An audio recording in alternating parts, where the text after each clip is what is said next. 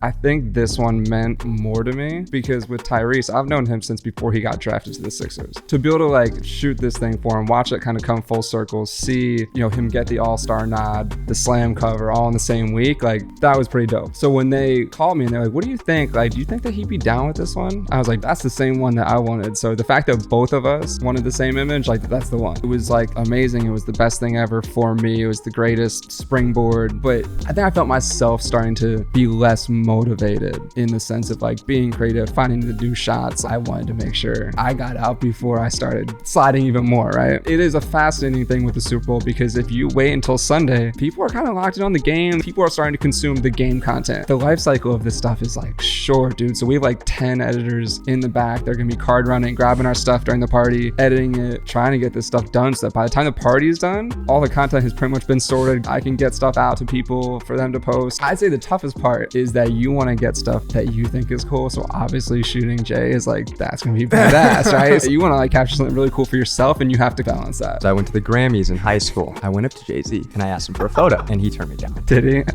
We just did a card with LeBron. That was the, you know, first card that he's done in a while, and it was a joint card between him and Bronny. So we need that asset and it needs to look good for this massive release, but you have 2 minutes. And they were like, dude, the way that you were like telling Bron like what to do is crazy.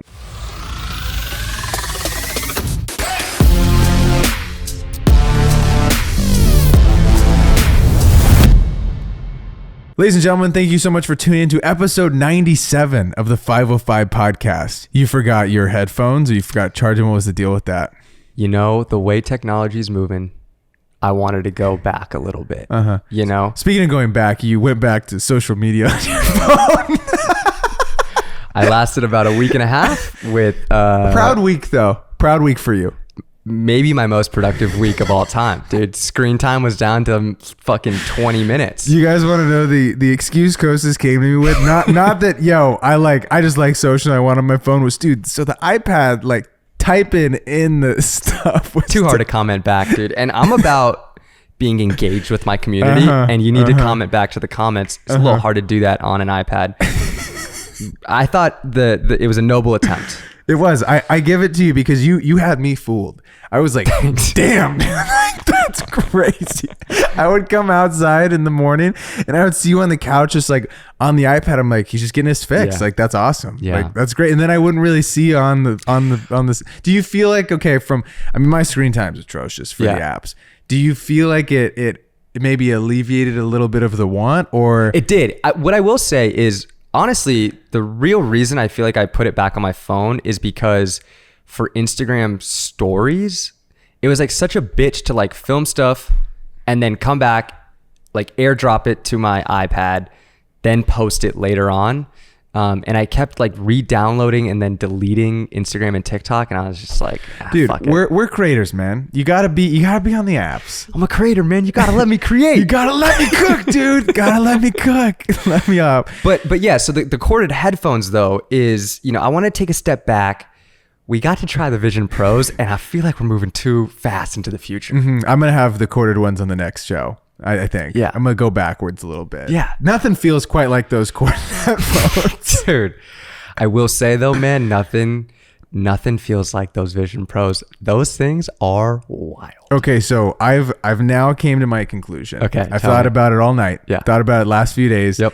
I think it is one of the coolest pieces of technology that I've ever personally held in my hand. That is a wild take. It is. It's a crazy take. I mean, you know, I've been around some crazy shit. I've been around some crazy stuff in my time. Yeah. Okay, here's the thing.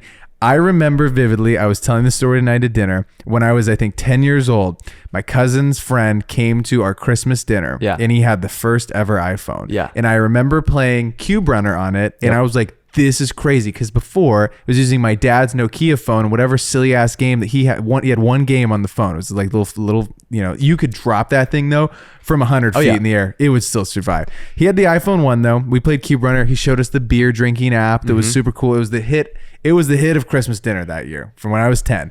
And now when I first picked up the Vision Pros and Lonray let us try them on, I felt like it zoomed me back to that moment when I was 10.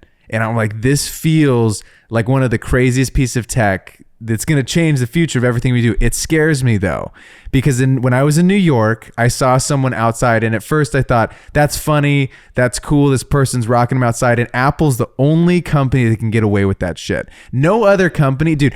Meta's had the goggles out. No one in their right mind would wear the Meta goggles outside. You would have thrown a tomato at people, dude. Okay. Apple drops them. Two things. It's a symbol of status because they're $4,000 with tax, right? Yeah. And they're sleek. It's like, dude, I feel like Apple even brought back the Air Max headphones that you have. You remember when people bought the AirPods? I remember being clowned on for the AirPods. Yeah. Everything that they've came out with is like a clown on moment for a day, and then you're like, damn, it's pretty cool. It works pretty well. It's like a pretty crazy thing. I remember seeing people wear AirPods when they first came out, and you look at them like, what the hell are you doing? You look weird. You look weird. And now it's like cool. And it's funny because you see people wearing those AirPod Pros, and you're like, this dude must be doing pretty good for himself. Like, just dropping 4 bands. Our roommate's is doing amazing. I'm like, you're gonna make rent this month, right? Like, we're still good on that. Did you hold the iPhone 1 that he bought? Yeah, it's crazy, bro. I haven't held an iPhone 1 since I had one, and I didn't remember it being that small. I know. It literally feels like a little piece of paper. It's like just a little paperweight. Like, I could have sworn it was like way bigger than that. And to think that this first version of the Vision Pro in 10 years time is gonna be like that version 1 iPhone. Now, Lonray's the coolest kid on the block. Oh yeah, for sure. Like, having that piece of tech, I told him, I was like, you made the right call getting this, because I feel very sad that I didn't get it day one. Even if even if I was gonna return it, like and now that I've thought about it, I don't think I'll buy the V1. I don't think I'm a V1 guy. I think V2 could have my heart. They come out with V2. I think that'll make it lighter. Like, even just, I've watched almost every review on YouTube about them. And I even after using his, I'm like, yeah, it could be. I wasn't expecting it to be light. I wasn't expecting like a paperweight on my face, but I get what they're saying. And even Lonray was saying after using it to edit for a couple hours in Premiere, he felt fatigue on the front of his face. Yeah. So I feel like in a couple of years it'll be crazy. I'm astonished though, and I think it's interesting. I don't know if I love it. I don't know if I love the direction that it's going, because I feel like, dude, imagine you're at dinner tonight and there's like 6 people with Vision Pros on. It just freaks me out to think about, is that the direction it's going, or is it something that you just wear at home? And if it's worn at home, it doesn't freak me out as much. But then I think about like your significant other or something, and you're just there and you're both in the Vision Pros and you have 4 things up and you're talking to each other. Like, is ADD just is our kids just gonna be the womb and we're gonna have Vision Pros on? It's weird. That's a really interesting point, because right now, let's say we're at dinner. Yeah. You can see if I'm on my phone. Yeah. But if you're the Vision Pros, you can see my face. You don't know what windows I have up. No. So you probably will be really distracted. iPad kids are now going to turn to Vision Pro kids. Oh my God. All the rich kids of the world are going to have like Vision Pro V10s. And it's just going to be weird. I don't know though. The trickiest thing right now, from even with talking with Lonray and talking with you, is there's not enough apps for it. Totally. And that's the biggest problem. But that was iPhone 1. No, for sure. 100%. But if you drop that thing with Netflix on it, everyone would have went and like, you know what I'm saying? You can't watch Netflix on that? I don't believe so yet. I believe they don't have the app yet. I believe it's only Apple TV. I could be totally wrong on that. I'm pretty sure that Netflix isn't available on it yet. What I think is going to be crazy is like using it on a flight. Oh God, it's going to be ridiculous. It's so crazy how it's going to be nuts. Yeah. I'm hyped to be back with you though. I'm sad Chase isn't here. Shout out to Chase. He's out in Utah right now. Him and Chloe are killing a shoot with Hyundai. And I ran 10 miles in New York City. You did. Didn't think I had it in me, and I hit what is called the wall. And I didn't realize it during the time. Or I realized it during the time that I was done for. I was like, oh, I'm done. Like what mile? 6.5, 7 hit, which is we had been running for over an hour. Yeah. And your body, I wasn't fueled up enough, and I left all my cool shit here that I bought. I spent $50 on all these silly little goos and like stingers and all this stuff. Of course, I left it at home. It was one thing I forgot to pack, and so I took an amino acid like powder thing before, which was like 1,000 milligrams of sodium, which is supposed to give me like electrolytes, all this good stuff. I thought I was ready, dude. Yeah. City's gorgeous. New York City, one of the most beautiful places on planet Earth. And we get to mile 7 and my boy's like 3 miles to go. And I'm like, dude, I'm going to die. Like, I don't think I can make it. We hit the Brooklyn Bridge, tourist city. I thought it was the coolest thing. That was so fun to go over the Brooklyn Bridge. I'm just dodging and bobbing and weaving tourists. And I'm like, I'm going to pass out, dude. Like, I got through my little water bottle in the first like 5 miles. And I'm like, wow. Are you holding it in your hand? Unfortunately, I had like a little baby Fiji water that I took from the meal room that I was just running with. But I bought a handheld water bottle now. Nice. So I'm going to be dialed. It was fun. We went 4 and 2 on the road trip. What about like a belt? I just didn't love the belt because I thought that I like to look at my phone to see the thing. A belt for like a water bottle, so you don't have to hold it.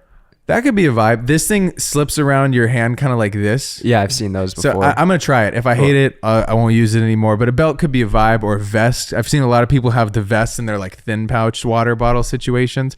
I don't know. You should do. I ran a marathon with the Vision Pros. Just have them on the whole time. Like, dude, I've just been watching movies. Just having a movie the whole time. Yeah, I don't know. Treadmill shit sucks. It was cool though. I love being on the road. I love creating in the different cities. It makes you think a little bit differently. We had a double overtime win.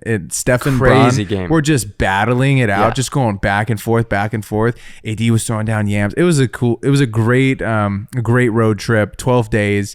And I was hyped to be back though to pod, dude. Yeah. I was like, because we'll get into it in 2 seconds, but this is a crazy episode. One of my favorites. And you guys loved the last one that we did, the series on reviewing your work. Thank you guys for sending in your stuff. We will do it again in 2 months. Please don't keep sending us your work. We love you guys. We can't sit at home all day and review your work. I would love to do that, but we got to do some work. Yeah. We got to pod, you know? Dude, maybe next time we'll review like with the Vision Pros on. Yeah, and I think what we'll do is we'll do more of them, and we were learning how to do it. Yeah. It was a shit show on our end of trying to figure out like how to get it to play, and then the screen record, and then Costa's having how to edit it properly. Next time we'll be dialed, and we'll be able to hammer out more of the reviews because you guys loved it, and I love doing it. I think it's the most helpful way to grow your career and grow your craft. So 100%. I was making recaps after the wins. Okay. It was fun to just kind of get back there quick, dude. I would literally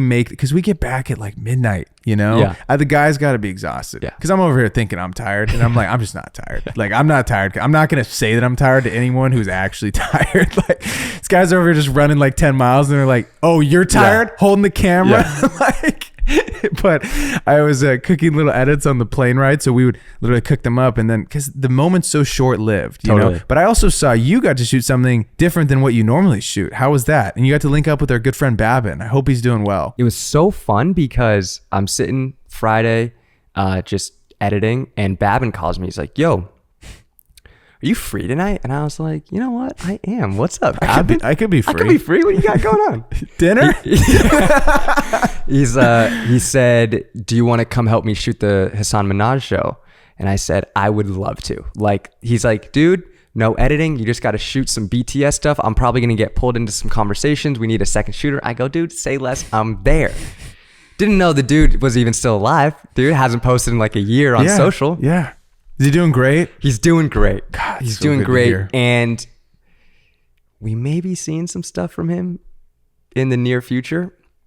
But, neither here nor there. I'm not sure. Could just be a rumor. We'll see. Wow. I'd love to. I can't wait. I miss his stuff. He's so talented, man. And like, I can't wait to watch waiting on his return. God. And I think it might be coming. But I can't wait to see some YouTube videos from him, dude. But it was really interesting. I was joking with Babin about how different it is shooting comedy. I was like, so Hassan, does he have lasers, pyro, visuals? It's probably just like a loud luxury show, right? And he's like, no. And we've been to a show of his. Best show. It was so good. He's so good, but this show was dialed back. It was a lot more like stand-up heavy as opposed to a full production, which I really enjoyed. He's a great stand-up. Me and Chase have talked about this a lot, where there's comedians whose podcast you like and they're so funny, like improv, just shooting the shit randomly off the top. And then you see their stand-up and you're like, it just doesn't hit. He's so good at true stand-up. It was such a funny show, but I found myself having to think in a different way of how to shoot the show, because you can't just rely on like cool production. You have to, really shoot from different angles and use negative space. And I was really trying to get creative with just him on stage of like, how different can I make these photos look?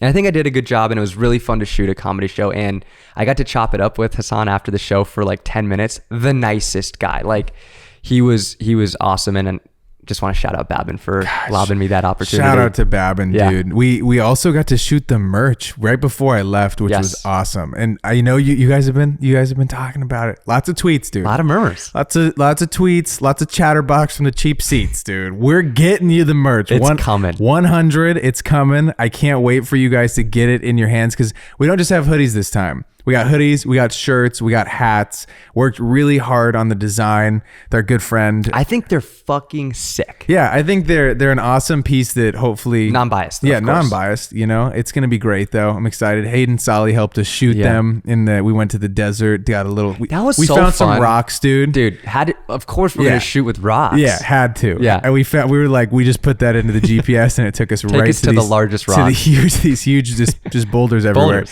was great stuff. I'm excited though for you guys to see that. And we've been working with our friend Henry, dude. If you haven't, you should go listen to the Henry episode if you're just finding us, because Henry's, I believe, episode like 20s or 30s or something. I wasn't there for that episode. And you weren't there to meet Henry that first time. And then I met him at Coachella, and then we watched Fred again together for the first time, and I was like, this guy's awesome. Yeah, Henry's my good friend from college, and Henry helped us do this whole rebrand for 505. So colors are going to be a little different moving forward after 100.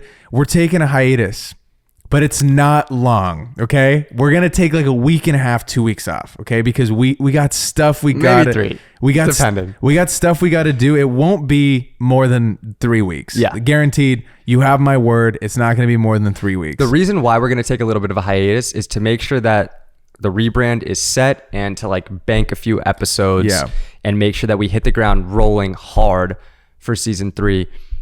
It's tricky, right? You guys, we have 3 schedules, and we want the guests, like in a perfect world, we have these like 4 months out. Totally. And they don't happen like that. They happen week of, like, Wednesday night, this person can do this, and it's like 7 p.m. and we're like, okay, I don't have a game. Chase doesn't have a shoot. Coach doesn't have a shoot. Let's assemble the Avengers and let's like have the pod. And it's hard to work around 3 people's schedule, me, you, and Chase, and then adding in a guest.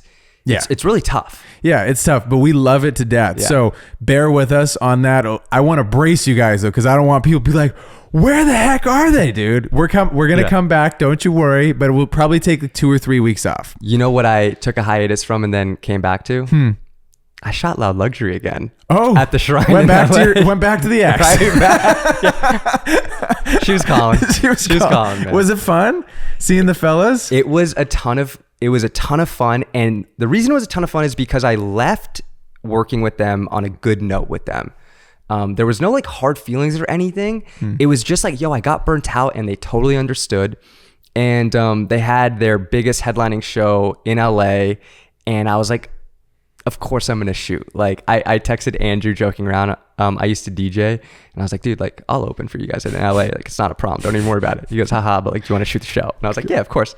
And it really felt like seeing family again. Like That's their fun. whole team was there, tour manager, day-to-day manager, them two, like their whole family and everything. So getting to shoot for them was a lot of fun. It was also really fun because they had 2 other shooters on top of me. They had, someone in the crowd, they had someone directly behind them, and then I was kind of just like free to roam and get shots.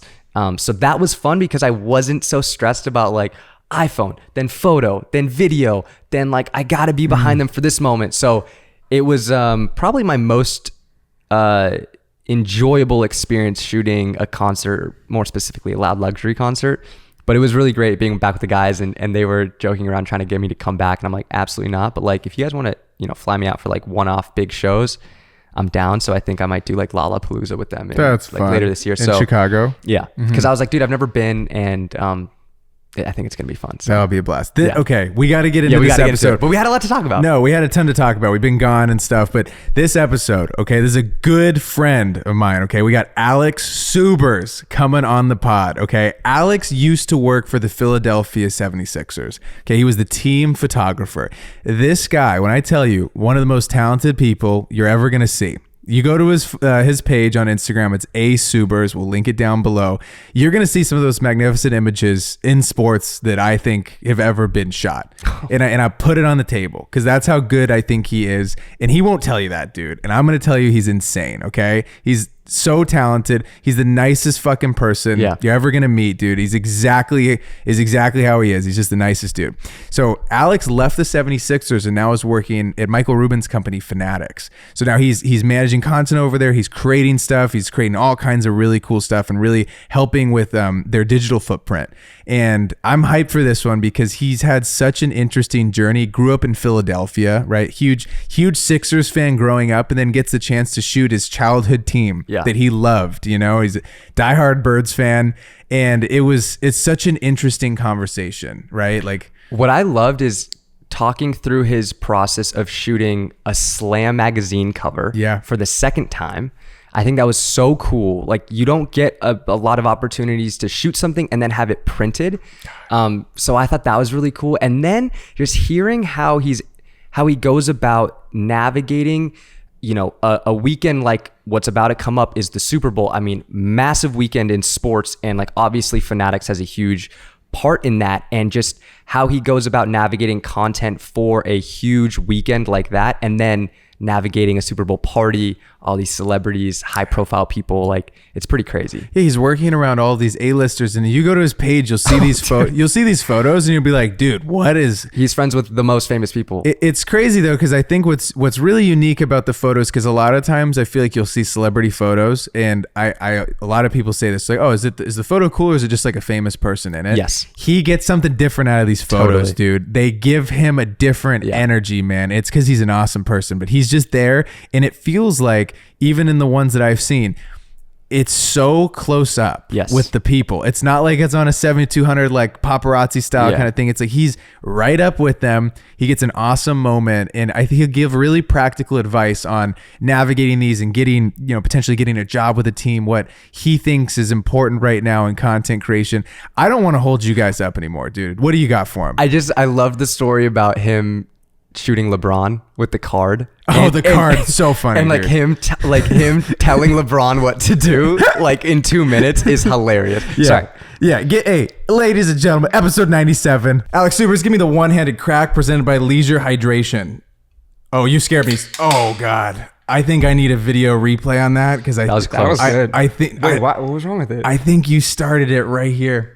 I think you got it on the table. Really? Yeah. That's no good? No, I don't think you did it. Yeah, I'm going to show you how to do it. So that's how you do it. Well, I will say though, you had a great crack though, but you dented the absolute shit out of it. So if I'm gonna give you the benefit of the doubt, the replay team's gonna have to look at that. Do I need another one? Do I need a new one? No, I think here we're gonna. No one's gonna see it. No one saw the cracks. Yeah. It was like a 2.8. It's like a 2.8. But damn, that's bad. No, I can never get it. See, I can't even. Yeah, see, that was better than his. We've done. That's horrible. That's the worst one. We've just an NA, dude. Yeah, that one's a bad. We've done 97 of these, and I just still can't get this. You'd think he'd be better at it. No, but it's okay. Can I try it now? Yeah, cheers, boys. Cheers. Cheers to 97. That's a good year. 97 was a good year. This is good. Not bad, right? Were you alive in 97? Yeah, that was when I was born. There you go. Great year. 97? Great year, dude. Wow. Great year. You finally made it out to LA, man. I'm hyped to have you. I feel like we've been trying to do this for years. A while. Yeah. I think from the moment we started, you were always in the back of my head. I was like, we got to get Alex on, tell a story. I'm hyped that you're here. I also got to be honest, like, I've been following you for a minute, and I was like, we have a list of people who we'd like to reach out to, who are like, I don't really know them, but like aspirational to get them on the pod. Yeah. And when Braden told me he knew you, I was like, oh shit, we got it. Absolutely. You're at the top of this list, so I'm glad we get to cross a big name off the pod list. So there we go. I'm hyped. So you're shooting the Clippers game tonight? Yes, kind of. It's more so going for fun, but also I'll bring my little Fuji with me. How do you like the Fuji camera? Dude, I got that like 2.5 years ago. And I don't know what happened since, but it got really popular because they're wicked hard to get now. Yeah. It's like my favorite pocket size. I bring that thing with me everywhere. Can it fit in your pocket? Yeah. Okay. If you're wearing tight pants, maybe not, but like baggy pants. Tight pants aren't in anymore, so it's fine. Right, so you're good. Yeah, so you're fine. No, I bring that thing with me everywhere. It's literally the best camera quality wise, and also like I say this all the time, but for depending on what you're shooting and who you're around, that camera makes people feel a lot more comfortable than like if you have your like big ass 1DX with you or something, and like they feel like you're paparazzi or something like that, right? You're like they're gonna fuck with your little Fuji more and feel more comfortable and feel like you're not like paparazzi. So like I feel like that camera has been so valuable for me when I'm like around celebrities or people who like might not want to feel like they're being zoomed in on with a fucking big ass lens or you know. Yeah, it disarms people, and it also has the aesthetic of almost looking like a film camera. I think that's why. So people are down. I think that's why as well, because I think like think about phones, right? Like phones, people are like scared of like that's like the most invasive thing nowadays. It's like a phone. If you take your phone out, people are like, "What are you doing?" Because that's so instant that like I feel like that makes people nervous. So I think with the Fuji, because it looks like film, they might think it's film, and it's like, oh, like whatever. I'll like that's not gonna go out right now. It'll go out in like 2 weeks. He's gonna go get it developed. developed. So there's like less of like versus like a phone. What do you think feels more intrusive, a phone or a big 1DX? A phone.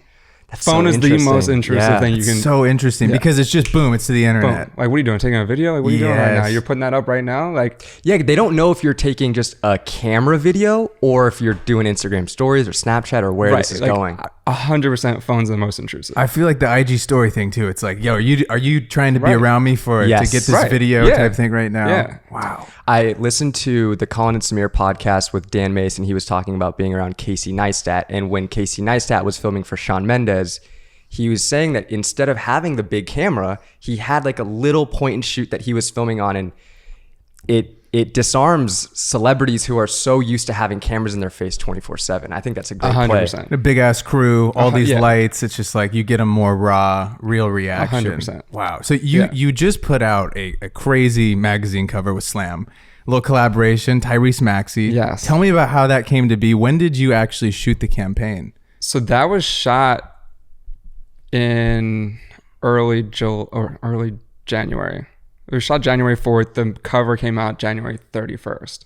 So I feel like that stuff always kind of happens pretty quickly. Like, I don't think they can have too much lead time just based on like, what if they don't start, what if they, aren't playing well or things change or they get hurt. Like, you can't really plan a cover that far in advance. So it's always a pretty quick turnaround from like the shoot to cover release.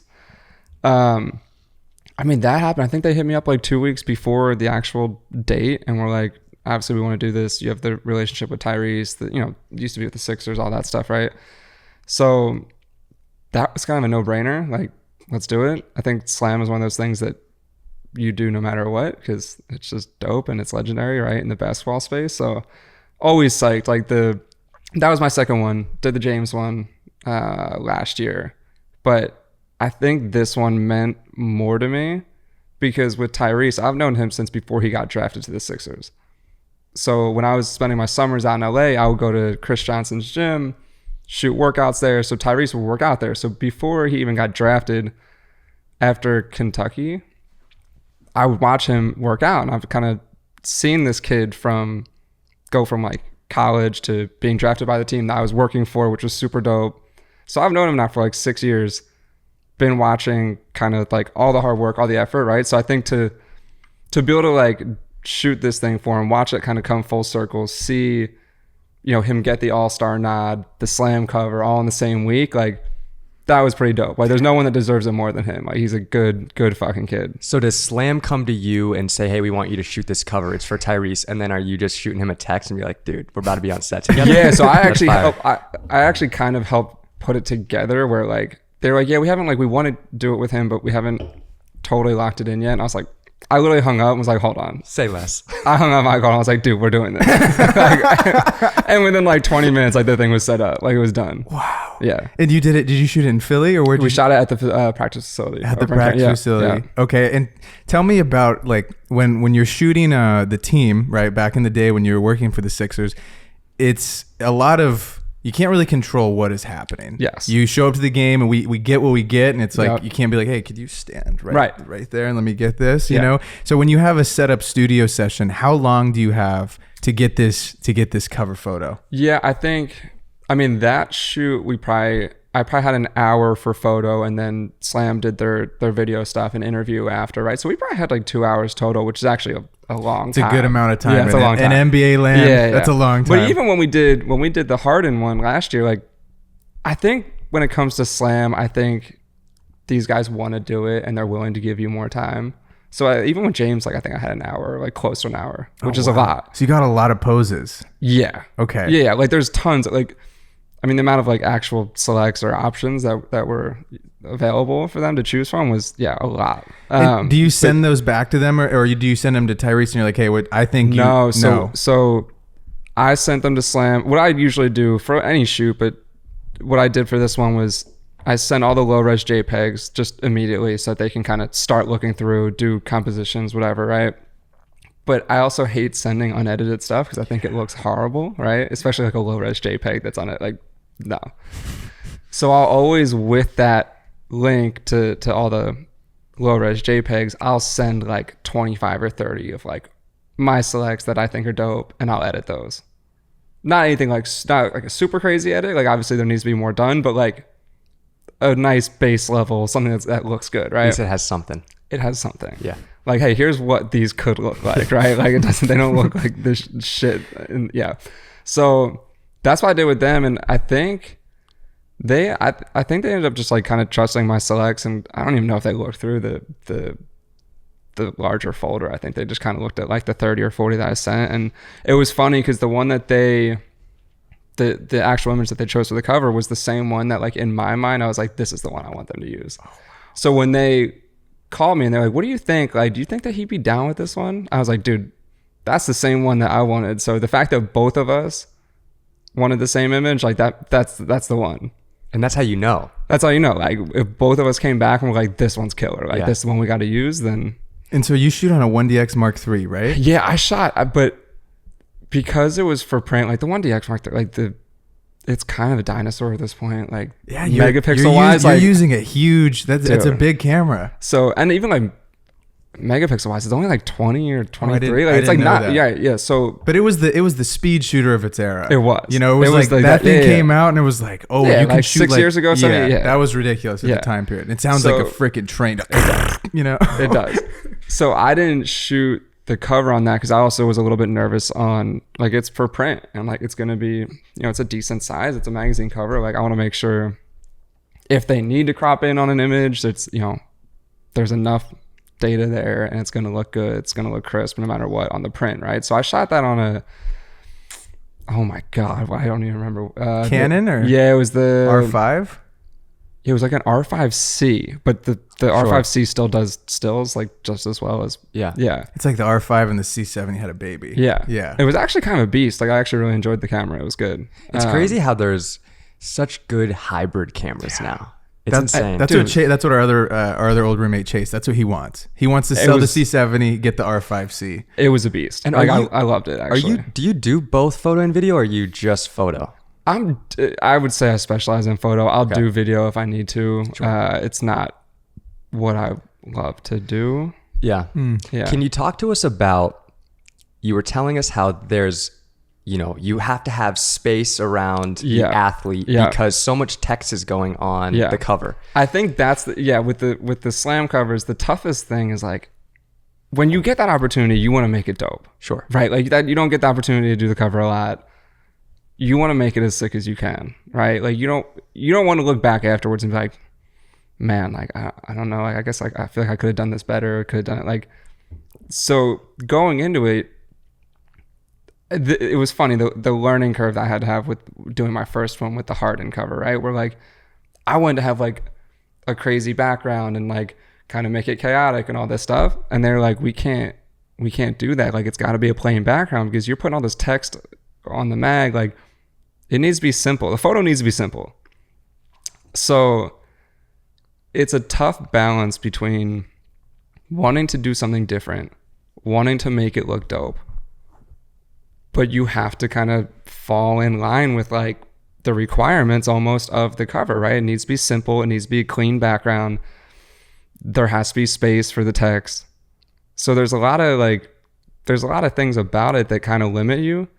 So if you look at a lot of them, like a lot of them end up being waist up, direct to camera. You want to make sure you see the team logo on the jersey, things like that. Like you can't really do like totally sideways or, a super close up, right? Because if it's just like the face, like you're gonna miss. And they do some like that, but for the most part, they want to see the team logo. So if you look, most of the covers are like a waist up, direct to camera, straightforward, right?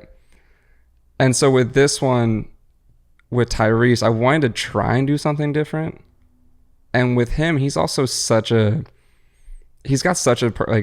personable aura, and like his personality is amazing, right? I don't want him looking direct to camera with his arms crossed looking tough. That's not who he is. You also can't have him cheesing and like smiling, like that's gonna look like a school portrait. Seventh grade. Right, like that's not cool either, right? And like, but like, that's how his personality is. Like he is like a very like he's fun and joyful and all that, right? So I'm like, how am I gonna like make this fun and semi-different and like still get some personality out of it, but not like him sitting there cheesing like a 7th grade like team soccer team portrait or whatever, right? So that's when I was like, let me like try the fisheye, right? So I rented a fisheye for the shoot. Just thought that like maybe that would give it a little bit of a wacky look and kind of bring out some personality. And like, I think it worked. I was telling you guys like I think what happens with that is with the fisheye, you're so close, right? Like you're a foot away, you're right in their face. So it kind of leaves them no option but to interact with the camera and give you some personality. It brings something out. Versus if you're shooting with a 50 or you're at 70 and you're 10 feet away, 15 feet away, you're not going to interact with the camera, right? Like you're so far away, the image is going to feel a little bit more flat.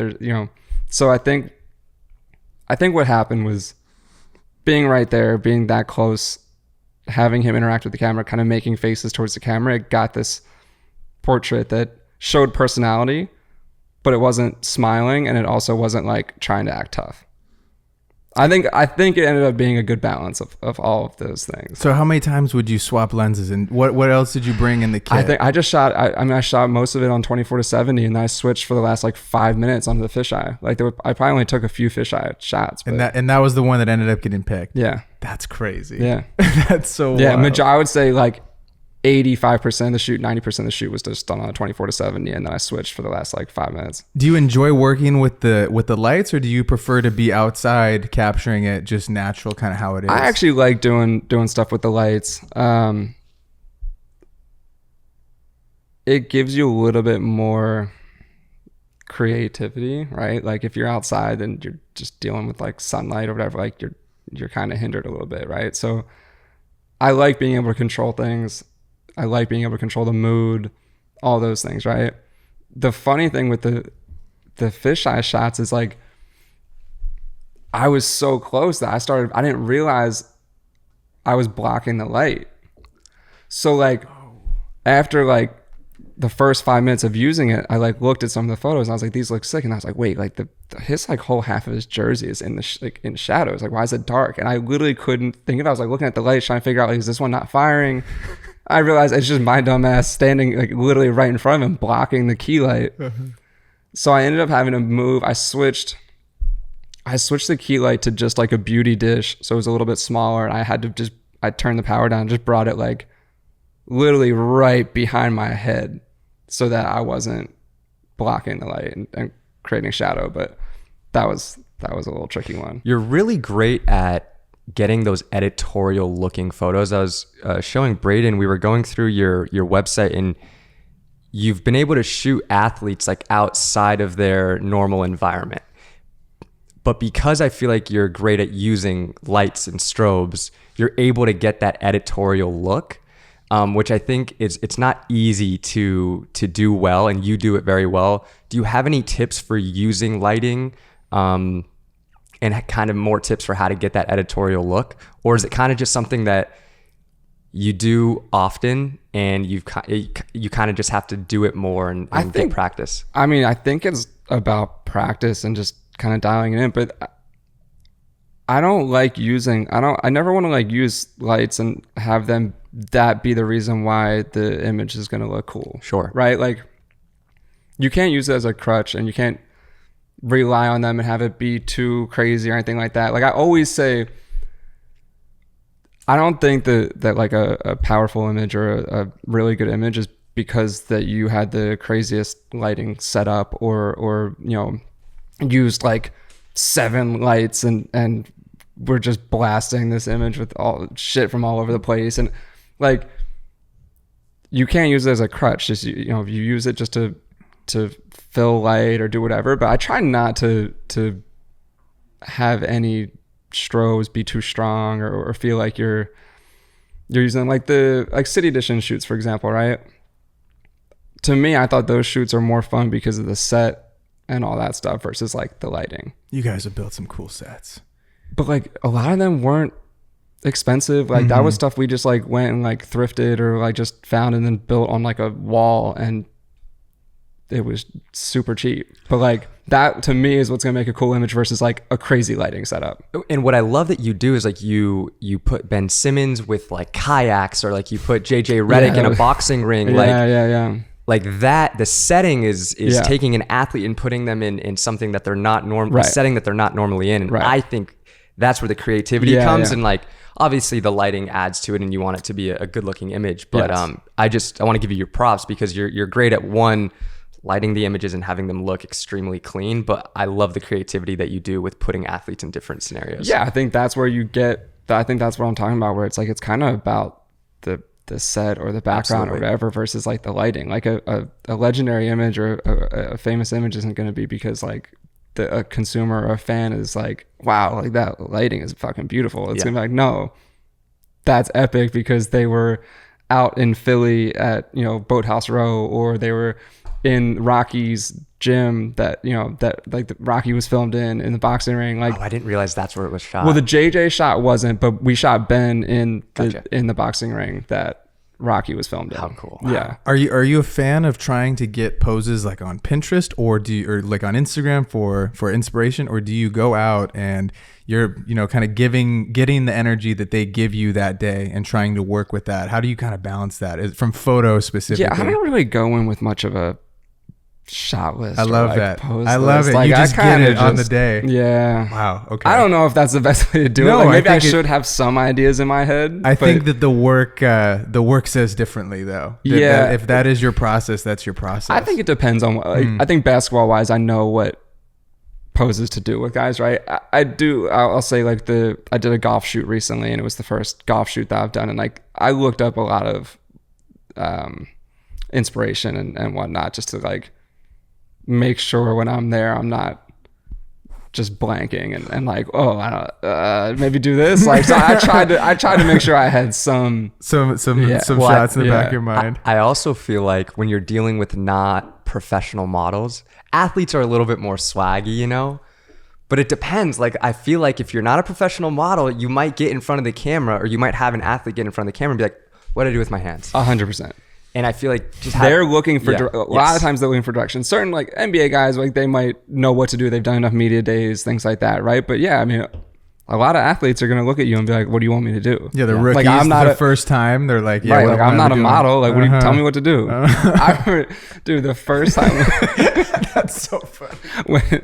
When we traded for Jimmy Butler, this is like 2018, we were recreating like a Sports Illustrated cover of Moses Malone when he got traded to the Sixers. And so I had to have Jimmy do the same pose, but I was trying to explain to him, I like showed him the pictures, and I was trying to take him through, and Jimmy's just like a funny character. Like, he's going to give you shit.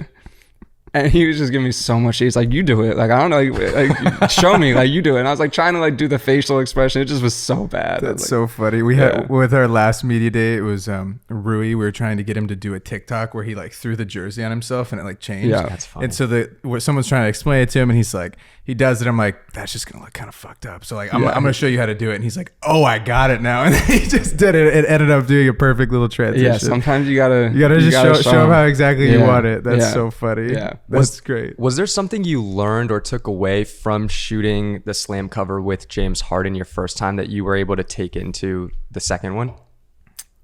That's a good question. I don't know if you guys feel this way, but a lot of times after shoots, you get home and you're looking through the stuff and you're like, I wish I did this differently, right? Like, and I don't know if that's just being a perfectionist or you're critiquing yourself too much. I don't know. But I remember after the James one, I was like, I don't know if I love these. Like, I wish I kind of would have maybe done it differently or I was kind of, I think I was bummed because I didn't have edge lighting on like him. So I feel like it didn't, like, he wasn't popping as much as I maybe would have liked him to. So like there were things like that, but I think with the overall, I was like, I'm going to make sure I love the lighting. I love what's happening during the shoot. And if not, I'm going to switch things up, but I'm going to, take the time. Like with Tyrese, it was a little bit easier because he's going to give me the time. Like he doesn't, he's pretty easy to work with. Right. But I think that was where I was like, I'm going to make sure I'm going to switch up the lighting. I'm going to get different looks. I think that's the other thing, right? Like I never want to shoot and have the same lighting the whole time. Like I want options. So I'm going to switch it up. I'm going to do the classic, key light, the two lights kind of in the edge lighting, like, from the back. That's kind of like the standard, like basketball sport portrait, I feel like, is like that edge lighting like that, just a fill in the front. But then I'm going to switch it up. I'm going to turn those ones off in the back, and I'm going to get a little bit more of a moody shot with like bringing the key over to the side and just having like just one directional light, getting some shadows, right? Like I always try and make sure I have options. Yeah, get diversity in your selection. Because if you don't like the one setup that you did, that's it. Do you feel? I personally feel like I'm very critical of the things that I make. Like I feel like in 2-3 weeks from now, I look at it, I'm like, damn, I kind of hate this. Yeah. Do you feel like you are hypercritical of the things you create now? And you've done it for so long. You've created some stunning pieces. Do you look back at them or, days after the shoot and you're like, fuck, I wish I would have done this? Or like, / how do you keep it fun? Because I feel like when I do that, I can get like pissed off at myself. Yeah. And you almost like devalue the thing that you made. And it's this weird push and pull of like, I'm trying to still get better. And like, I know it's not a terrible piece of work, right? But to me, it feels like it's like, you didn't do as good as you could have done. Yeah. How do you balance that? I mean, I think I think it's supernatural for that to happen. Like I think that part of it is like imposter syndrome, where like you just think it's not good. And you're like, well, like, am I a good photographer? Like, is this good? Or is it just the circumstances that I'm in and like, oh, I'm shooting an NBA player. So like that makes it seem good, but it's not good. So I think I get imposter syndrome a lot. Really? Yeah. Still to this day. Yeah. And how can someone overcome it? Because I think that's probably one of the most common things I feel like I deal with the work that I do or the work that I've done in the past, where you see it and I'm just like, man, I could have done this better, or like this edit wasn't as to the caliber I could have done it at.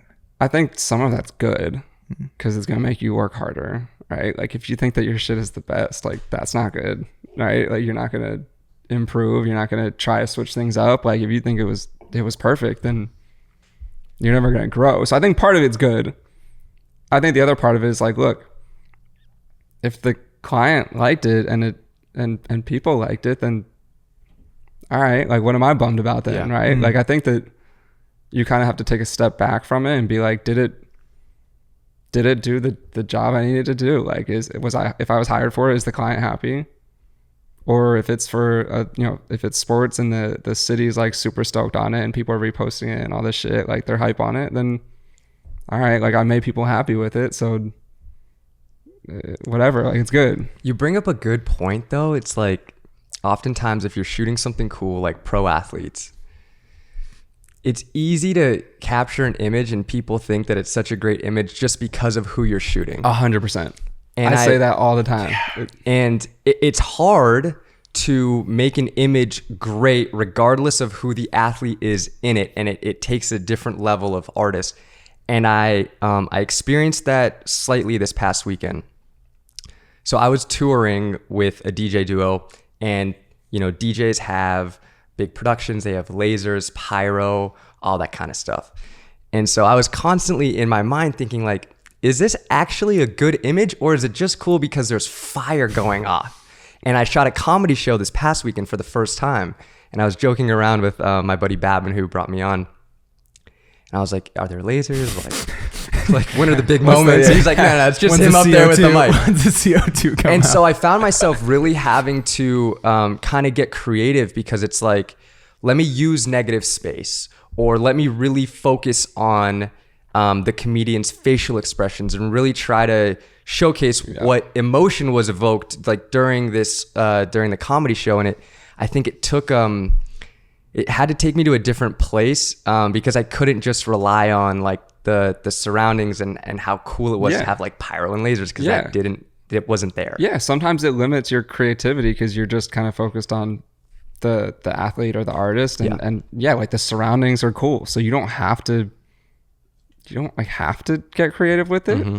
Obviously it's a lot better when you do, but you're right. Like I always say, I feel like there's people I see shooting in college or like high school basketball games. I'm like, these people are killer and they're shooting like wicked good creative stuff, but they just don't get the notoriety or whatever. Yes. And people don't think it's as good because it's not LeBron or it's not Joel Embiid or it's not these big NBA superstars, right? Like that dude's stuff is better than mine, but it's just because he's shooting like a high school kid that no one's going to look at it. Yeah. Like, which I don't think is really fair, but it's just kind of the nature of, I think, nature of the game, man. It's crazy, but they'll get their shot eventually. You know, being able to hold the cover in your hand. Yeah, I saw the video. Yeah, it's rare that you get to have your work printed or held physically in such a digital world, because everything just lives online. Yeah, what is that feeling like, being able to hold a cover of? You grew up in Philly. It's a Philadelphia 76ers athlete slam cover. Like,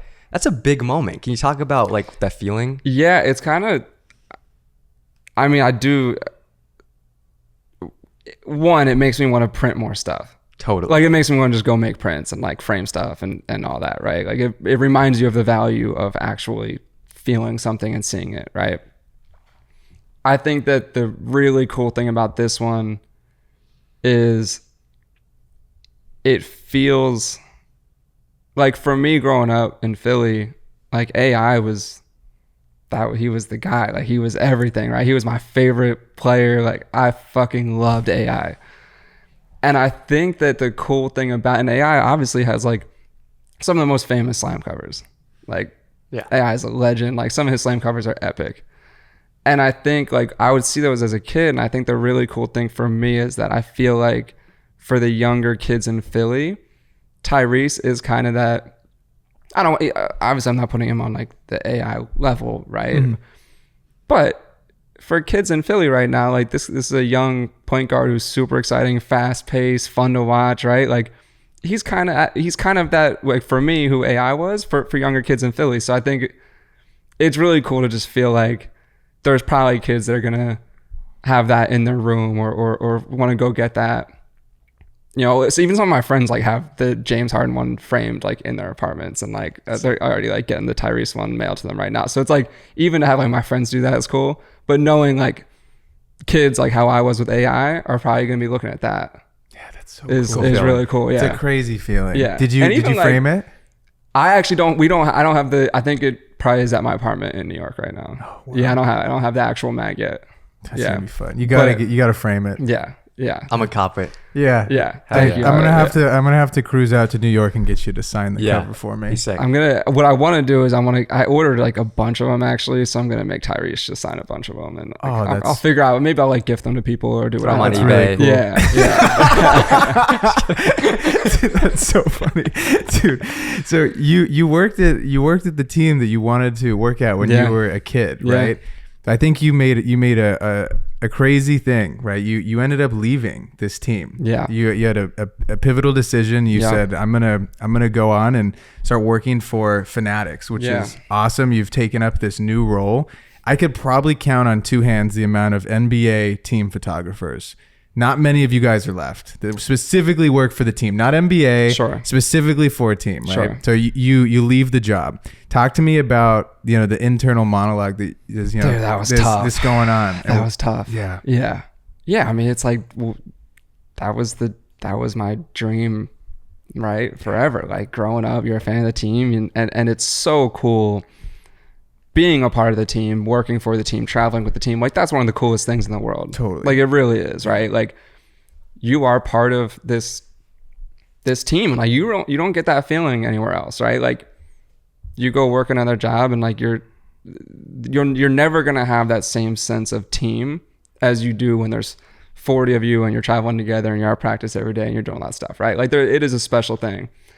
I think for me, it just got, I mean, I was there for 4 or 5 years, and I think that it was amazing. It was the best thing ever for me. It was the greatest like springboard, but I think that it capped out. It like hit its ceiling.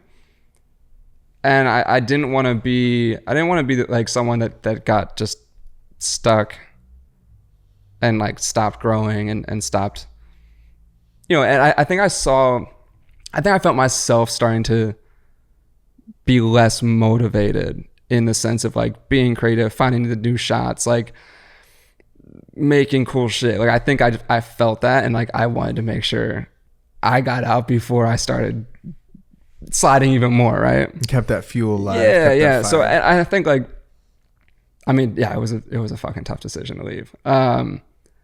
But I felt like it was for a opportunity that was worth it. Yeah. And I think like going to Fanatics and trying to build content there and really like, taking this thing that they weren't doing and kind of starting at the bottom with it. Like there was a lot of opportunity there, right? So I think that was where I felt like it was worth it. And I think I wanted to also get away from like shooting every day, Totally. games every day, Saturday, practice. Sunday. Yeah, just like that part of it, Getting right? a couple like, holidays back. Yeah. So I think like there was part of it where I was like, I want to get more into strategy and that kind of side of things, and like less out of the weeds of shooting every day. I'm sure, and you've learned a ton from this. You've been there now little over a year. Yeah, a year and 2 months. Year and 2 months. Yeah. Okay, so when you get on board, right? You were telling me that you guys have an awesome person that is like kind of heading this social strategy department.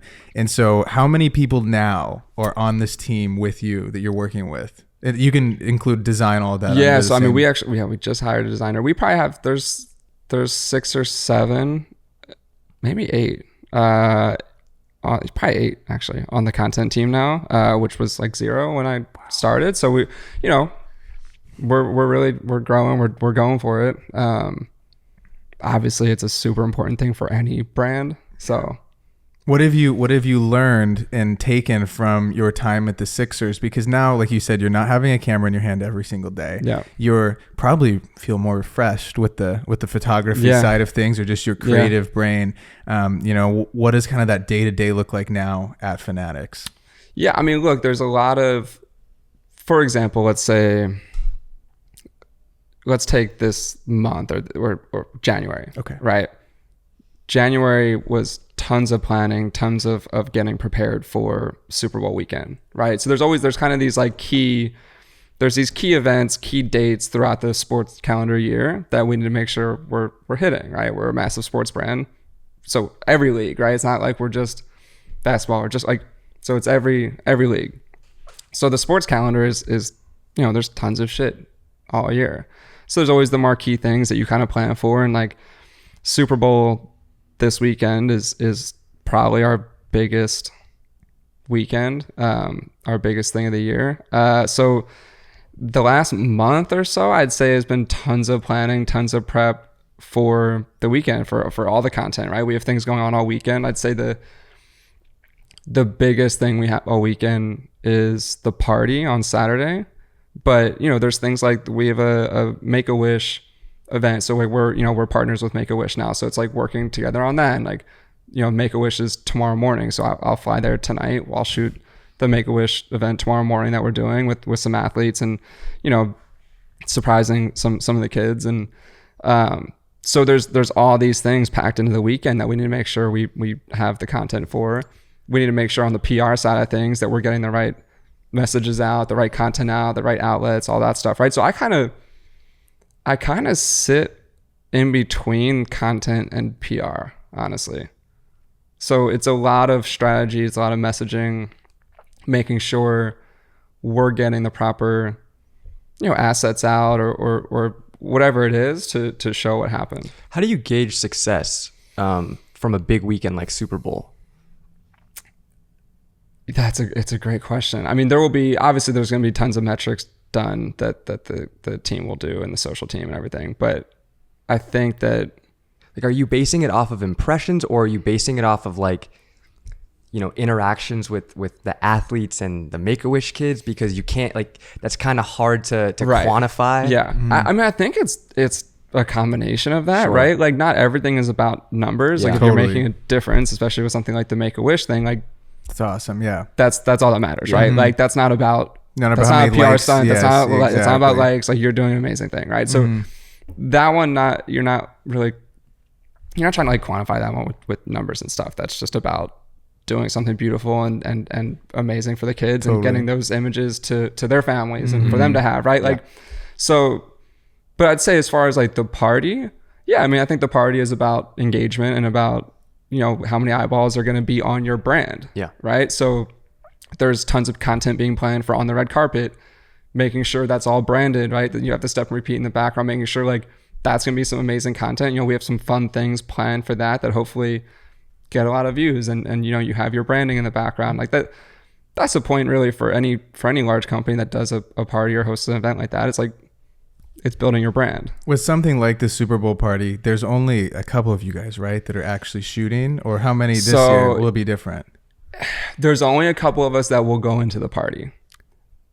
It'll be myself. There's a guy, Kevin Mazer, who's like a legend in like the celebrity space as far like I think he technically works for Getty, but he gets hired to like shoot every big event. He was at the Grammys. He's like the main guy shooting the Grammys and walking around the floor getting all those celebrity pictures that people saw from there. Like, Kevin's a legend. All the celebrities know him. So Kevin and myself will be in the party shooting photo.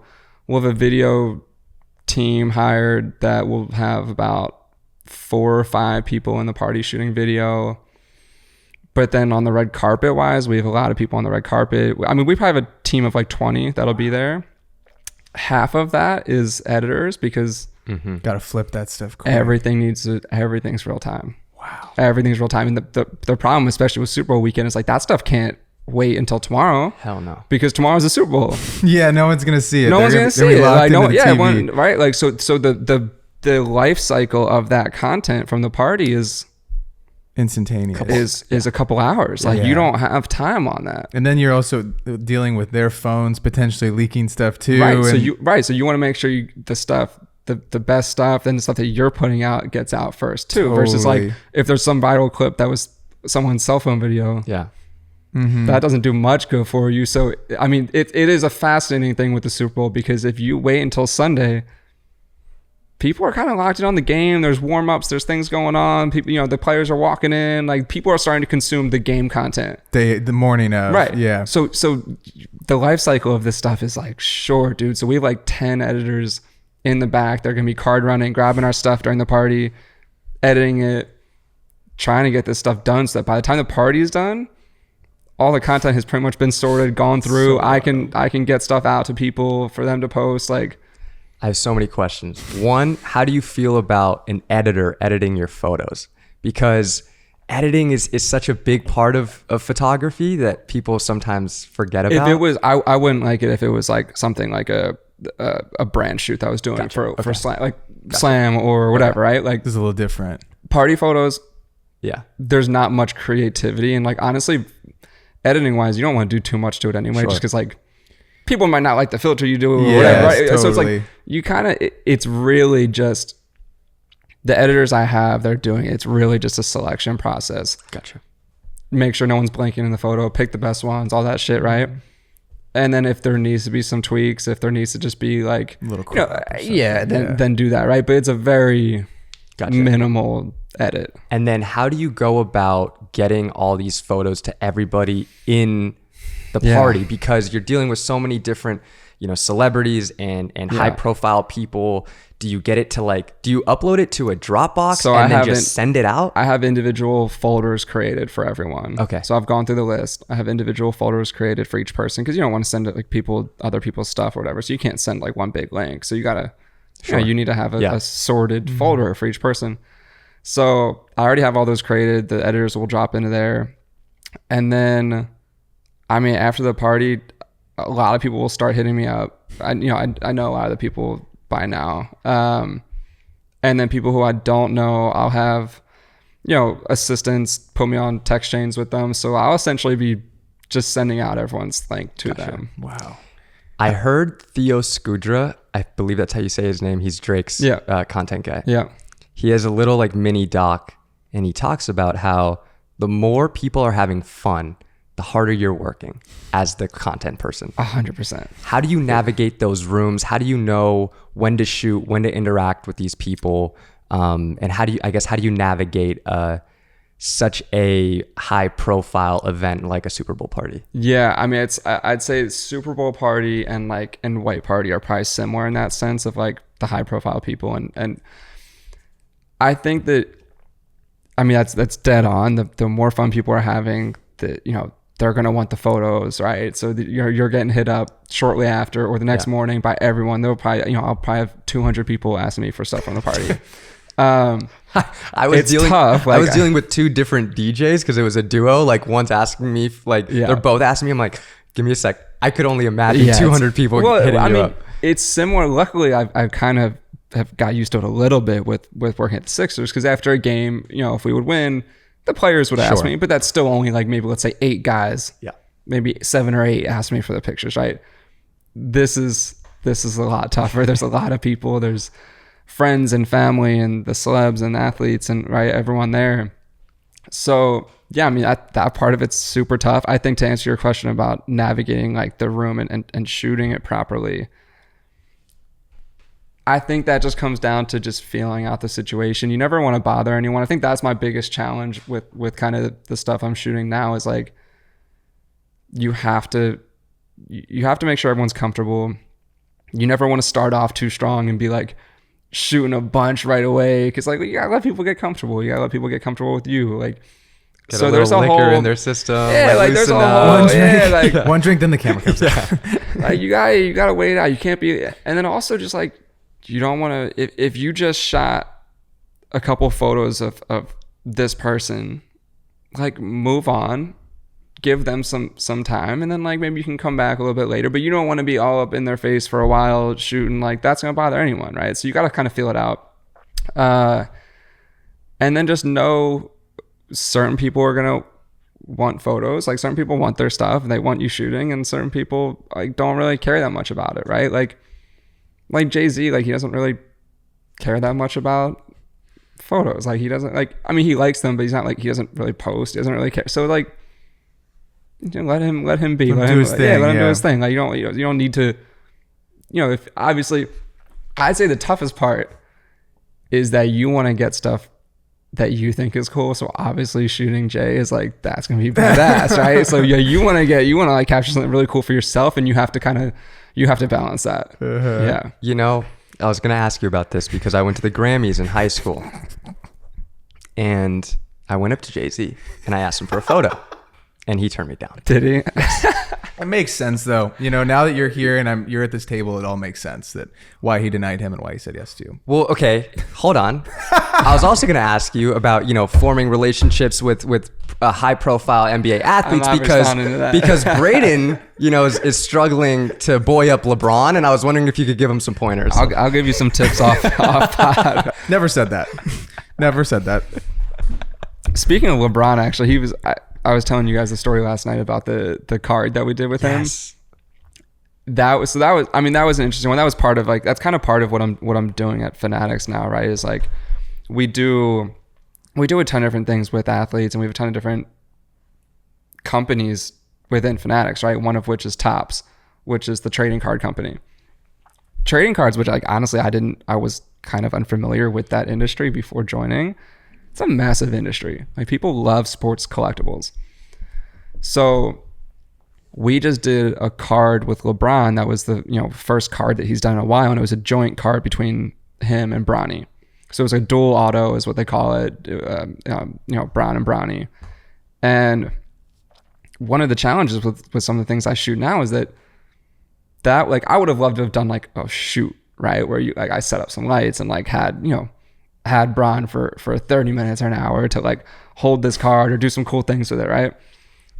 I just had to shoot him after the game in LA in like a side room, like next to the locker room. Probably had him for like 2 minutes. And to get this asset that was valuable, that's a valuable brand asset to get the picture of him with the card, right? So we need that asset and it needs to look good for this massive release, but you have 2 minutes and you got to make sure the card looks good. Bron looks good. The lighting's good, right? A reflective card. The card's reflective. You're using flash. That's tough. Like that's it. You got 2 minutes and you can't really be fucking around. Like you can't be like, hold on, maybe like do this or this. Like you got to just make sure you get it. And I remember we left there and we were with the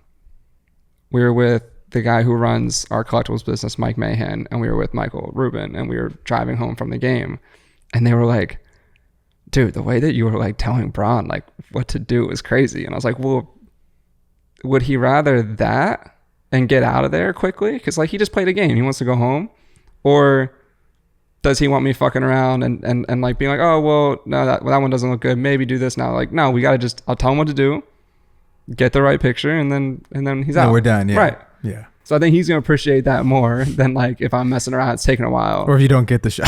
Right. So I was telling him like, I mean, it was crazy. I was telling him like, no, move it down. Like, cause if he's holding the card out, you don't want to block his face. So I'm like, no, like, okay, move your hand down 2 inches. Okay, good. Now like you got to tilt the card down a little bit because the card's reflective. So if the flash is hitting it wrong. So it was like telling him to tweak his hand, like in the smallest ways was just kind of crazy. That's so are you funny. shooting at, are you shooting wide open 2.8 or are you shooting at like 5, 6, 7, So 1 that one- so that because it's like the card is a little bit in front. I did both. Okay. I did both. So Damn, in 2 minutes, you're Yeah, like dude, 45 seconds for each. Roll the thing. Yeah. No, so I did both because you want to get, if he's holding the card out and you want the crisp shot of the card, then yeah, you want the 2.8, whatever, right? But then yeah, if you want the shot that has the card in focus and his face, yeah. So I did both. It's also a matter of like, you can have him hold it out and then kind of hold it closer to his face, right? So Damn, yeah, dude, but yeah, those are the different challenges between like, okay, you do a shoot for a brand and you have an hour or 2 hours and you're setting up lights and all that stuff versus like the 60-second or 2 minute, like it's also for a brand and it's a massive release, but you have no time to do it. Like that's tough. That's crazy. Yeah. You also went to Paris this last year with Victor for his release of his trading card. Yeah. How was that? And also, did you shoot from the third level of the arena with a 7200 so he would be in the frame? Or Yeah, Did you bring that shy again? Yeah, what did that look like? Victor's amazing. First of all, he's an amazing kid. Like he is like, for what's he, 18, 19? Mm-hmm.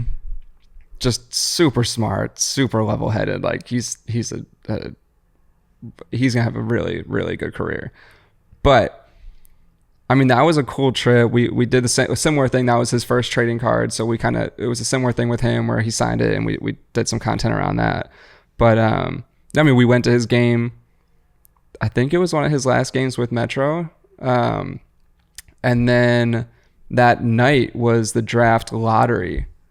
So there was a big party. Obviously, he was going number 1. So like draft lottery was essentially him finding out what team he's going to, right? Like, Yes, Right, I remember this video with all his family and stuff. Yeah. So there was that party that night. I mean, that was dope. Like Mbappe was there. Like some of the Sick. in Paris. Like that was sick. But yeah, I mean that's just some of the stuff that I'm doing now is traveling around capturing some of this stuff for our brand. It's not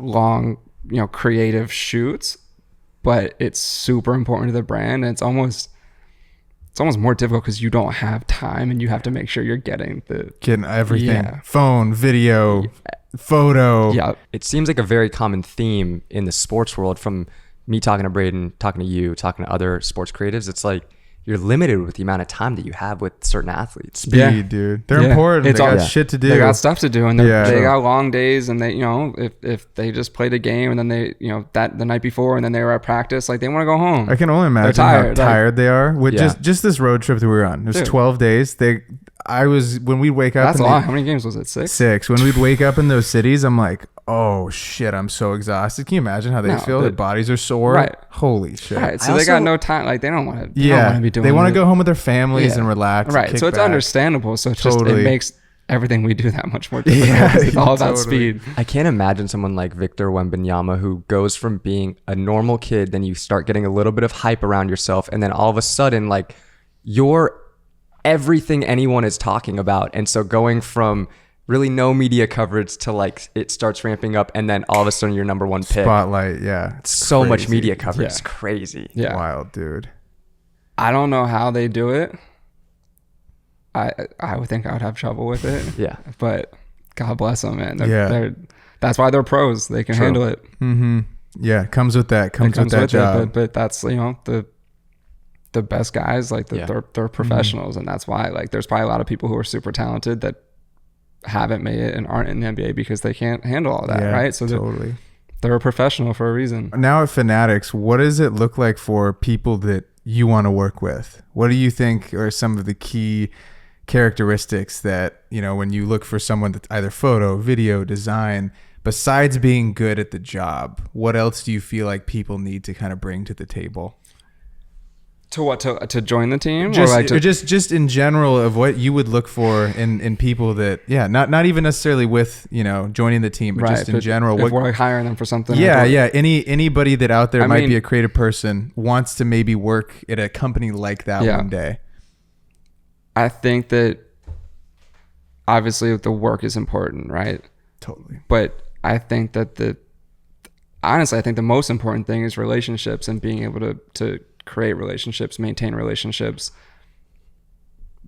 be comfortable, make people feel comfortable. Like that to me is the most important thing. Like we kind of talked about it earlier, right? With like, there might be someone that's more talented, but if they're not able to create a relationship or work well with athletes or with other people, then that's not as good as the person who's a killer person and amazing, but might be slightly less talented or skilled at the time, right? Like, to me, I think relationships are everything in relationship building. I totally agree. Yeah, it's the most important thing, and just how you are as a person, rather than how crazy your work is. Right. Totally. Right. Wow. Is there something you've been able to take away from being around Michael Rubin, someone who's at the top of his game, ultra successful? Yeah. You've spent a good amount of time around him. Is there something that either he's told you personally or you've just taken away from being able to see how he moves? Yeah, I mean, the main thing is like, dude, if you want to be successful, you gotta fucking work hard, like 24/7, all the time. Work. He seems like a killer. Like, yes. So I think that it's you never fully see it or understand it until you're like around it and you see. But I mean, you understand why someone's that successful when you kind of are around it and see how hard they work. Like it is, I mean, it doesn't just happen, right? Like everything happens because you put all the work in for a year or 2 years, or right. Like, I think that's just like, and it sounds simple. It's super simple. Like, oh yeah, you just gotta fucking work hard. Like, of course, but I'm telling you, like I've never seen anyone work harder. It's pretty crazy. Yeah, I can only imagine. I feel like you might think you're working hard, or you think you might know somebody that works hard, and then you get around someone who's at a different level. You're like, oh, there's actually levels to this. Yes. Like, yeah, it's insane. Like sometimes I'm like, dude, we could chill for a little bit. Right? yeah.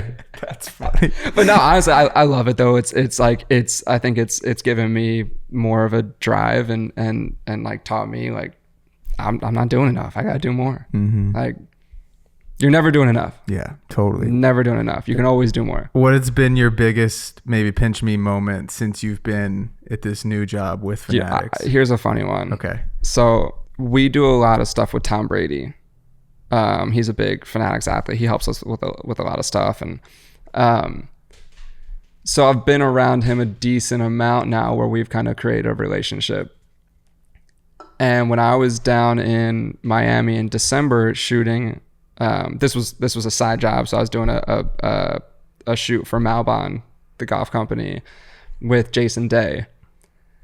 And I'm shooting Jason Day. It's like the start of the shoot. We're on like the practice green. And like he starts like looking behind me a little bit, like kind of laughing, and like some of the other, like, you know, the clients there on set, like, so they're kind of, you know, there's just like some mummers that are happening. I'm like, what the fuck's going on? Like, and like, I'm like, I'm gonna keep shooting. Like, I'm not gonna, you know, I don't want to stop. Like, I'm locked in. And like, they keep kind of like, it just keeps going on. And like, Jason's kind of looking behind me. I'm like, what the fuck? And I turn around and Tom Brady's standing right behind me. And he's like, Alex, like, what the fuck are you doing here? And I'm like, yo, like, no way. Like, why are you here? Like, but it was so like, damn, like I'm like doing a shoot with Jason Day, who's like a top golfer. And then like Tom Brady walks up and is like, why are you here? Like, why aren't you in New York? Like, whatever. That's like, so funny. Yeah, it's because we were, I guess that's the course that Tom, you know, is a member at or whatever. Oh, but like, okay. but you know, so I mean, it was a quick interaction, but it was just so funny. And like, so Tom walks away and Jason Day's looking at me like, what just happened? Like, how do you know him? How do you know Tom Brady? Why did he just come up to us? And I was like, we do a lot of work with him. I don't know what to say, but that's funny. That was one of those moments that was like, damn, that's crazy. Like, that's Tom super right crazy. You. Yeah, like, gosh, yeah. dude. How was the interaction with Tom Brady and Travis Scott? Because I saw those photos and I was like, man, two people you would not expect to like be together. That's actually probably the coolest thing. That's probably one of the other like super cool things that I get to experience now, I think, is like, you know, Fanatics, I think, like with the party this weekend at Super Bowl, like we bring together so many different people from different industries, right? So whether it's athletes or musicians or business people, like it's all of the people at the top of their game coming together. And like, it might seem like maybe they don't have much to talk about or they don't have similarities, but at the end of the day, like, these are all people at the top of their industries, the best at what they do. Like, there's a lot of similarities. There's a lot of stuff they can talk about. There's a lot of ideas that are shared. So there, I mean, that's definitely one of like the coolest things. We did, I don't know if you saw, but it was a lunch that Michael did at the house with the top, I think like 4 quarterbacks in the draft. So it was like CJ Stroud, Bryce Young, Will Levis, and Anthony Richardson.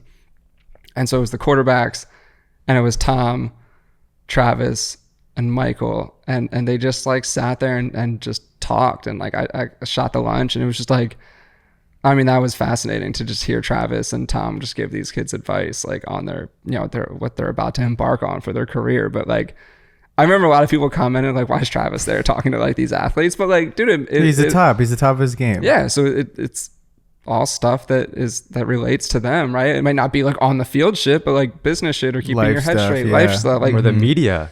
right? Like you, right. everything. So like, earlier. yeah. So that's some of like the really cool stuff Yeah. that.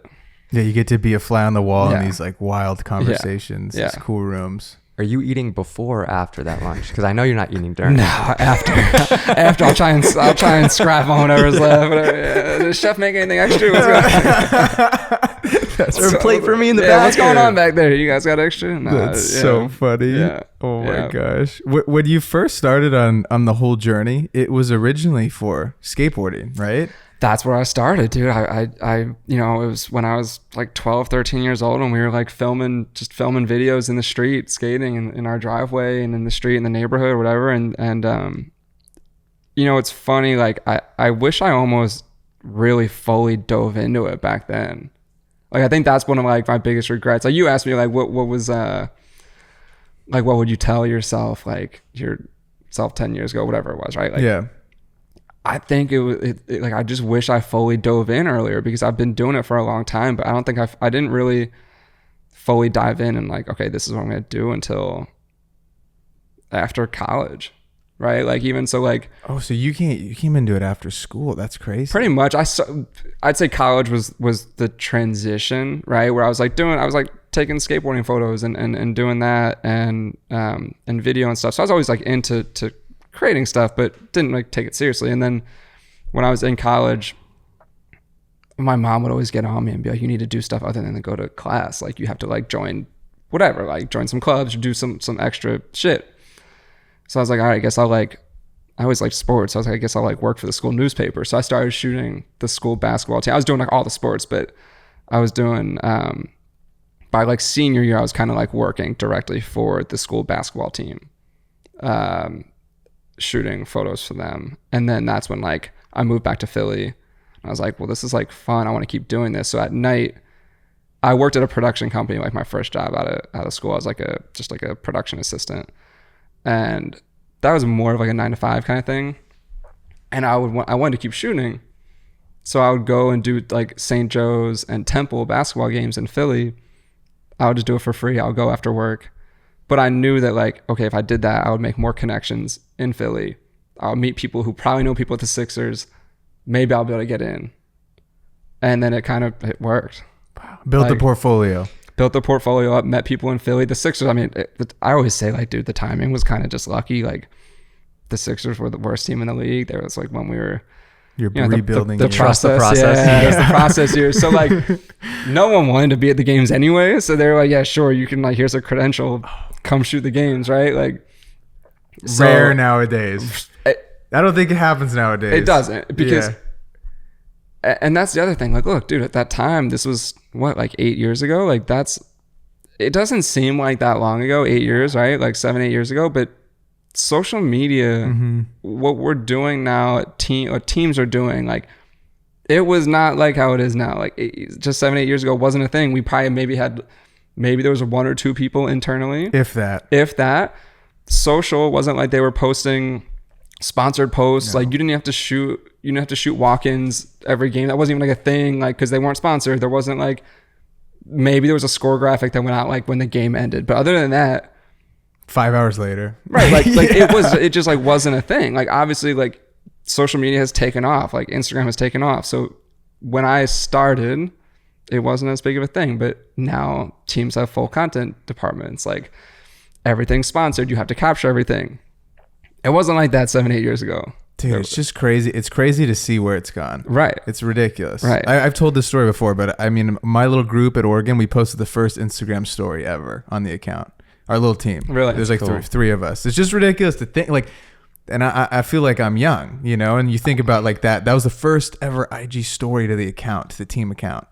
And it's just wild to think about. And like, even when I got the Lakers job, our company was like, it was just tiny, a much smaller team than it is right now. Right. You know, it's just interesting to see how far it's gone and like where the platforms have gone. And now you have TikTok and like, I don't know. It's just crazy. It's crazy to think about what 5 years or maybe even 10 years from now will look like at the teams or at companies as far as social goes. And I think that's why I say like, I wish I dove in earlier because I mean, I didn't know because at the time it wasn't a thing. You didn't really know that there was going to be this like whole industry created for creatives because at the time there wasn't what jobs were like there for a photographer. Like, okay, maybe you would weddings and shit, or or if you would be freelance and like maybe you would get a super cool gig doing a Sports Illustrated cover or something, or newspapers, a lot of newspaper jobs. So like there just wasn't much there, and so obviously now there's a whole industry that's been created because of social media.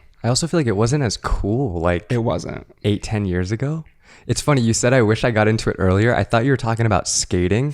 And I was like, that's so funny. It's like the kid who you see that you like played high school sports with like after you graduate and you're like, dude, man, like if I didn't get injured or like fucking this coach, man, I wouldn't be in the league right now. I'd be pro. I thought that's where you're going. Like, man, if I started skating a little bit earlier, man, I'd be the athlete getting pictures taken of me. No, I wish I would. Yeah, I think I just wish I would have had maybe the foresight to like realize like this is where it's all going. Things, which I think like I had a little bit of, but yeah, but you're right. Like it wasn't like it's cool now, right? Like people want to do it because it's cool because of social media, because you can post cool shit and it gives you cool access. Like this shit wasn't cool like 8, 9, 10 years ago. Hindsight's always 20/20. You know, you can only connect the dots looking back. Right. Yeah. Do you have desire to shoot like X Games or Street League or anything like that, or not really? I actually really want to go to Street League. I haven't been yet. I need to make it to one of them. But no, I mean,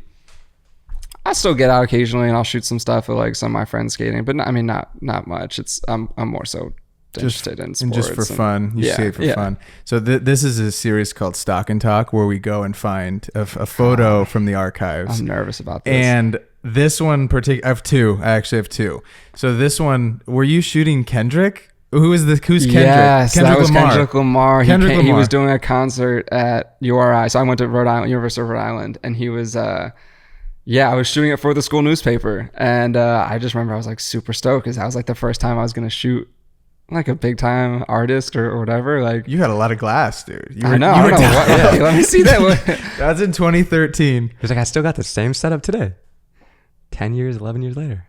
It's like one of his first photos on the gram. I think that was like your second or third one. There's the classic 50 1.4. There's the fisheye, the Roc Nation fisheye. Always had a fisheye in the back. Yeah, I mean skating, dude. Had to have it. You had that foresight, you know? Yeah. This, oh my god, I'm gonna need that for the slam. I had that like Tamron, like it was like a mega zoom. It was like 18 to 300, like variable aperture, 2.8 to f7. Yeah, it was like, dude, you can't even shoot on that. I don't know. Yeah. That's Oh my so god, funny. dude.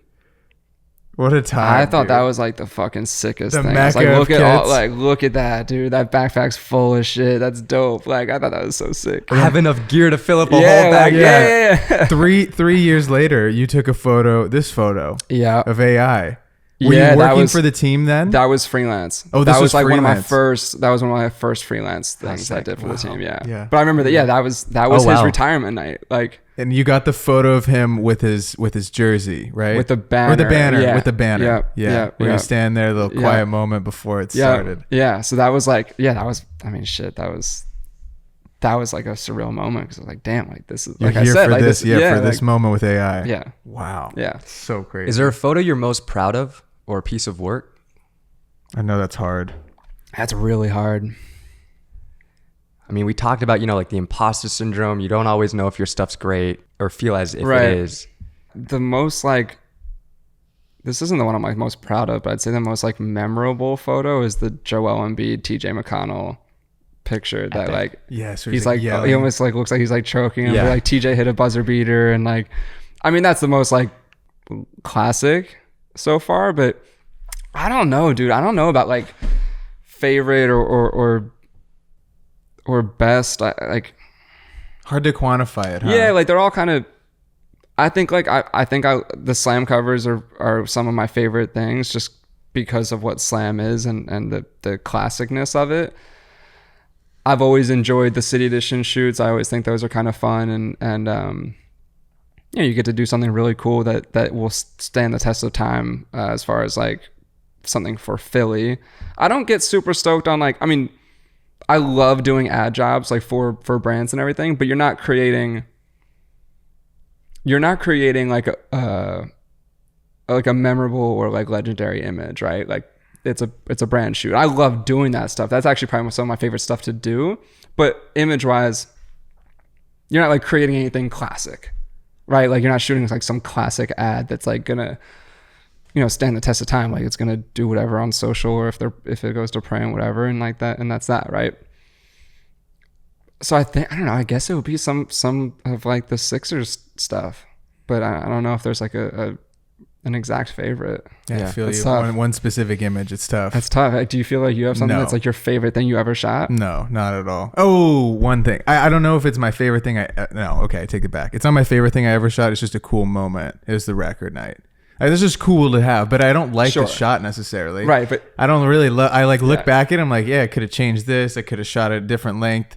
Everyone fucking stood up right when it was happening. It was great timing. I don't know. It's like you have those really cool moments that you get frozen, but it doesn't necessarily, I don't look back and say like, that was my favorite video I ever took. yeah. Or my favorite video I ever made. Yeah. I have a perspective on it. I feel like I haven't even made one that it's like my favorite one yet. Yeah. I feel like, and It's still- I almost don't, I wonder if that's just like the chase of like continuing to play the game of trying to find one of my favorite pieces of videos or photo or whatever. It's like part of me playing the game is trying to like chase this image that is almost non-creatable.